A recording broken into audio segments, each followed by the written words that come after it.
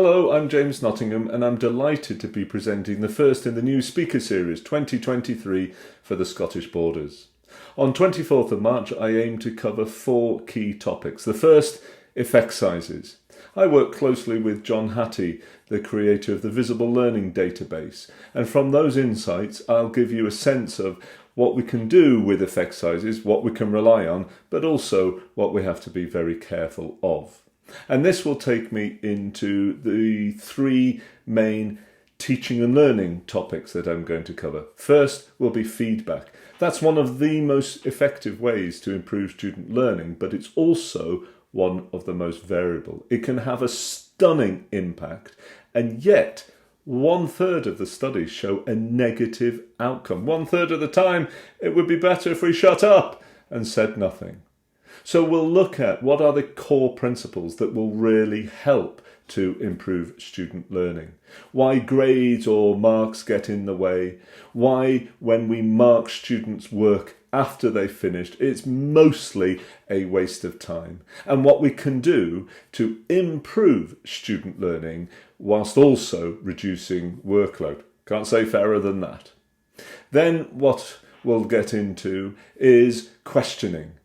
How we can use questioning to deepen students' learning, to move them from surface to deep learning. Unfortunately, the evidence suggests that only something like 5 to 10% of the teacher talk in a classroom triggers student dialogue. And yet dialogue can have such a major impact in helping students to connect and to make sense of what they are learning. So we'll look at the outcomes, we'll also look at the principles, we'll look at the things we can do in any subject to engage our students more. And then the final topic will be about challenge. One of the meta-analyses that I came across early in my career that really frightened me, I suppose, was that when we give students choice, they learn less, a lot less. Now, that's not to say that choice is a bad thing, it's a very, very good thing. The problem is, all too often, when we give students choice, they pick the easier option. They choose to stay in their comfort zone. Maybe they're bone idle, maybe these kids know nothing these days, or maybe it's because they're working out what we want. And what they notice is that whenever they finish something quickly and easily, we praise them.